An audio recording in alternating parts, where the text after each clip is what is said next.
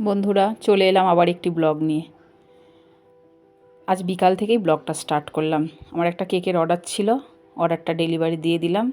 দেওয়ার পরে husband call করলো, একটু বিকালে একটু কেনাকাটা করতে বেরোতে হবে, যেহেতু আমাদের কাউন্টারে কালকে গন্ধেশ্বরী পুজো। ওই জন্য ভাবলাম রুটি তরকারিটা করে রেখে যাই, যদি রাত হয় ফিরতে, দোকান পরিষ্কারও করতে হবে, অনেক কাজ আছে। তো একটু সবজি আর রুটি করে নিলাম, রাত্রে নিরামিষ খাওয়া আজকের, যেহেতু কালকের পুজো, আজকে নিরামিষ খাবো।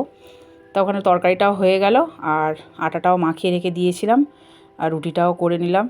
আর ভাবলাম যাব সন্ধেবেলা আবার কি টিফিন খাবো, বাইরে তো আজকের কোনো কিছু খাবো না, নিরামিষ যেহেতু। তা ওই জন্য ভাবলাম ছেলে পড়তে গেছে, ও এসে টিফিন খাবে, একটু বেগুনি করব। ওই জন্য ফ্রিজ থেকে বেগুন বের করে বেগুনটাও কেটে নিলাম। আর তার আগে আমি সন্ধে দিতে যাওয়ার আগে আমি এখানে বেসনটা দেখো একটু মাখিয়ে রেখে দিয়েছি, কালো জিরে দিয়ে আর একটু খাবার সোডা দিয়ে।